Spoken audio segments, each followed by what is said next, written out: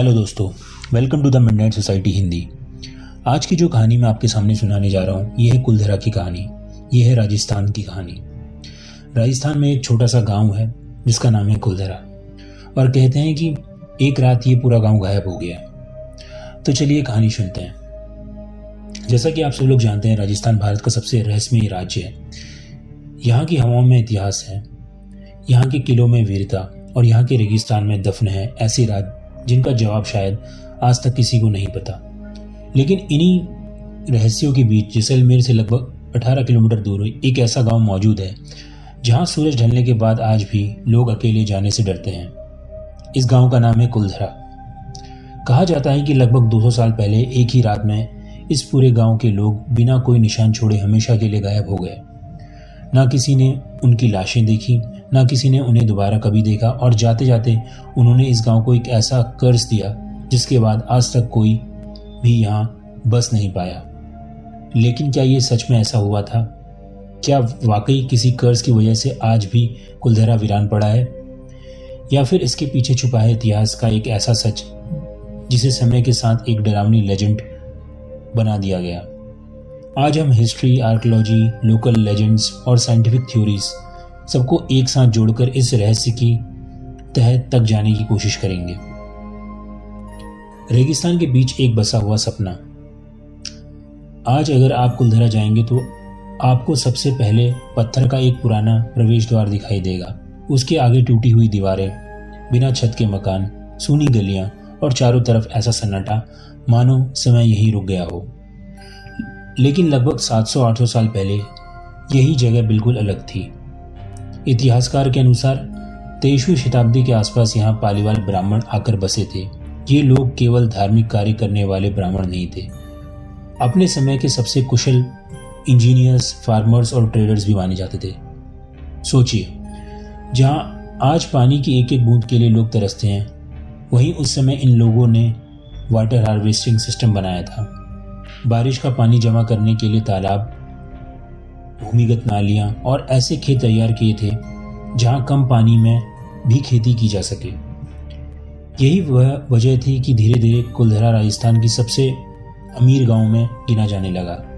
लेकिन यहाँ एक ऐसी बात है जो बहुत कम लोग जानते हैं। कुलधरा अकेला गांव नहीं था। असल में यह 84 पालीवाल विलेजेस के एक बड़े नेटवर्क का हिस्सा था। ये सभी गांव आपस में व्यापार करते। कहीं अनाज उगाया जाता था, कहीं ऊँटों का व्यापार होता था, कहीं नमक का, तो कहीं कपड़े का। हर गांव अपनी एक भूमिका थी। अगर आज भी आप कुलधरा की गलियों को ध्यान से देखें तो समझ आएगा कि यह कोई साधारण गांव नहीं था। सीधी सड़कें, हर घर लगभग एक जैसी बनावट का, बीच में चौक, मंदिर, बावड़ी और पानी के स्रोत। ऐसा लगता है जैसे किसी मॉडर्न टाउन प्लानर ने नक्शा बनाया हो। यही कारण है कि आज भी आर्कियोलॉजिकल सर्वे ऑफ इंडिया इस जगह को भारत के सबसे महत्वपूर्ण ऐतिहासिक बस्तियों में गिनता है। लेकिन इसकी समृद्ध बस्ती, इतनी अच्छी प्लानिंग, इतना विकसित समाज फिर अचानक गायब कैसे हो गया? यहीं से शुरू होती है कुलधरा की सबसे मशहूर कहानी। एक नाम जिसने पूरी कहानी बदल दी। 18वीं शताब्दी के आखिर में जैसलमेर रियासत में एक शक्तिशाली व्यक्ति था, दीवान सलीम सिंह। इतिहास हमें बताता है कि सलीम सिंह वास्तव में जैसलमेर का दीवान था। उसके पास प्रशासन की बहुत शक्ति थी। उसने कई इमारतें बनवाई और राजनीति में उसका प्रभाव काफी बड़ा था। लेकिन इतिहास जहां खत्म होता है वहीं से लेजेंड शुरू होते हैं। राजस्थान के स्थानीय लोग आज भी एक कहानी सुनाते हैं। कहते हैं कि एक दिन सलीम सिंह की नजर कुलधरा के मुखिया की बेटी पर पड़ी। उसकी सुंदरता देखकर उसने तय किया कि वह उसी से शादी करेगा। लेकिन लड़की और अपने परिवार इस रिश्ते को ठुकरा दिया, लड़की और उसके परिवार दोनों ने। यहीं से कहानी में तनाव शुरू हो गया। लेजेंड के अनुसार सलीम सिंह ने संदेश भेजा, या तो लड़की की शादी मुझसे करा दो, या फिर ऐसा टैक्स लगाया जाएगा कि पूरा गांव बर्बाद हो जाएगा। अब ध्यान देने वाली बात यह है, इस घटना का कोई भी हिस्टोरिकल रिकॉर्ड आज तक नहीं मिला।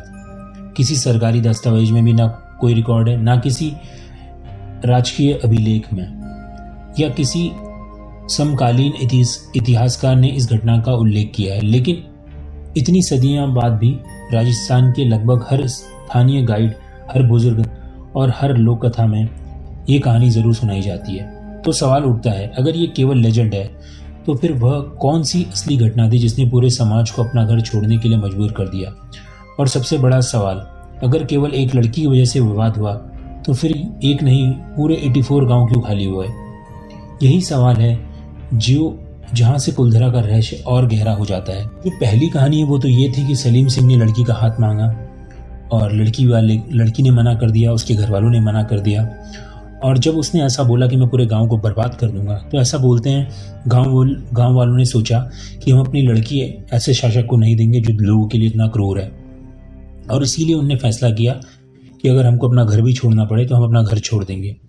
लेकिन सवाल ये उठता है कि इस कुलधरा के अंदर 84 विलेजेस थे। अगर जाना भी था तो कुछ लोग जाते, 84 विलेजेस कैसे गायब हो गए एक लड़की के चक्कर में? तो ये भी सोचने वाली बात है।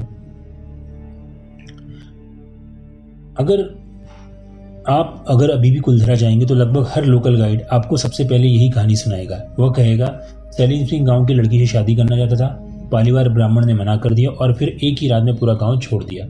सुनने में कहानी बहुत सिनेमैटिक लगती है, लेकिन जब इतिहासकारों ने पुराने रिकॉर्ड खंगाले तो उन्हें इस घटना का कोई सीधा प्रमाण नहीं मिला, ना किसी रॉयल रिकॉर्ड में, ना किसी टैक्स रजिस्टर में और ना ही उस समय के किसी ऑफिशियल डॉक्यूमेंट में। हाँ, इतना जरूर मिलता है कि सलीम सिंह अपने कठोर स्वभाव और सत्ता के लिए जाना जाता था। उसके खिलाफ लोगों में नाराजगी भी थी, लेकिन क्या उसने सचमुच किसी लड़की के लिए पूरे समाज को धमकाया था? इसका कोई पक्का सबूत आज तक नहीं मिला। यानी यह कहानी संभव हो सकती है लेकिन साबित नहीं हुई है, और यहीं से इन्वेस्टिगेशन को एक नया मोड़ मिलता है। एक और थ्योरी बोली जाती है, वो ये है कि क्या पानी खत्म हो गया था? अब जरा लेजेंड को कुछ देर के लिए भूल जाइए और ज्योग्राफी की तरफ चलते हैं। कुलधरा कहाँ बसा है?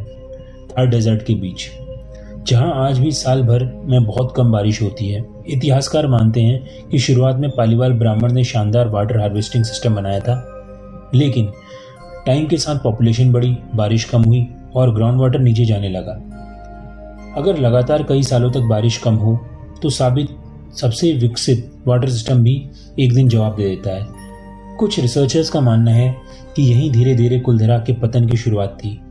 सोचिए, अगर आपके पास पीने का पानी ही ना बचे तो चाहे आपका घर कितना भी खूबसूरत क्यों ना हो, आपको उसे छोड़ना ही पड़ेगा।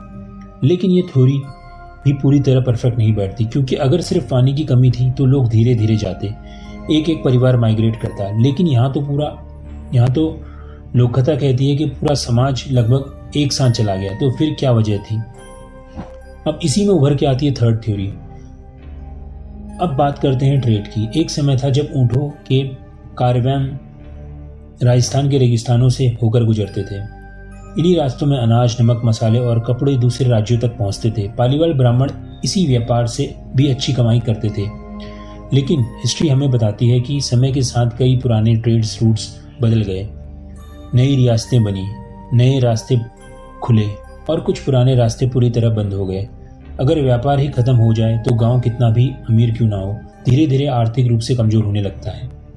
कुछ इतिहासकारों का मानना है कि कुलधरा के साथ भी शायद यही हुआ।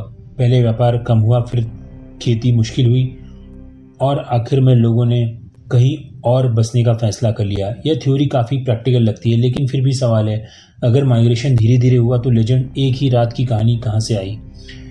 और हमें लास्ट थ्योरी। अब हम उस थ्योरी पर आते हैं जिसे कई रिसर्चर सबसे ज़्यादा रियलिस्टिक मानते हैं। 18 एंड 19 सेंचुरी में राजस्थान लगातार राजनीतिक संघर्षों से गुजर रहा था। युद्ध, सत्ता परिवर्तन और टैक्स का बढ़ना, इन सब का असर आम लोगों में पड़ता था। कई इतिहासकार मानते हैं कि किसानों और व्यापारियों पर टैक्स का बोझ लगातार बढ़ रहा था। अगर किसी समुदाय पर बहुत अधिक टैक्स लगाया जाए तो उसे अपने सामने दो ही रास्ते बचते हुए दिखाई देते हैं, या तो सब कुछ बेचकर टैक्स भरो या फिर वह जगह हमेशा के लिए छोड़ दो। और यही माना जाता है कि पालीवाल ब्राह्मण ने दूसरा रास्ता चुना और शायद यही घटनाएं समय के साथ एक डरावनी लेजेंड में बदल गई। लेकिन यह सच है कि वो कर्ज कहाँ से आया और आज भी लोग कुलधरा में आने पर मजबूर करता है। और क्या सचमुच इस गांव में कुछ ऐसा है जो साइंस आज तक नहीं समझ पाया? और लेकिन ये कर्ज तो सचमुच सही साबित हो गया कि उस कुलधरा में वापस कोई गांव बस नहीं पाया। उसकी ज्योग्राफी को लेकर के भी, और रात को आने वाली हवाओं की आवाज़ों को लेकर के भी। कई लोग उसे एक हॉरर प्लेस ही मानते हैं, कई लोगों को कुछ अजीब सा महसूस भी होता है। उन घर के अंदर जाते हैं तो उनको ऐसा लगता है कि काफ़ी भारी महसूस करते हैं वो, जैसे भी किसी भी हॉरर प्लेस में जाने पे लोग काफ़ी भारी महसूस करते हैं। तो ऐसा बोला जाता है कि लोग जब रिसर्चर्स वहाँ जब जाते हैं तो काफ़ी भारी महसूस करते हैं। जैसे ही उन टूटे फूटे घर से बाहर निकलते हैं तब उनको थोड़ा सुकून मिलता है। तो बहुत सारी कहानियाँ हैं इसके इर्द गिर्द, लेकिन असली कहानी आज भी एक मिस्ट्री बनी हुई है।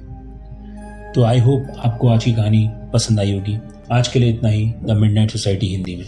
Thanks for listening.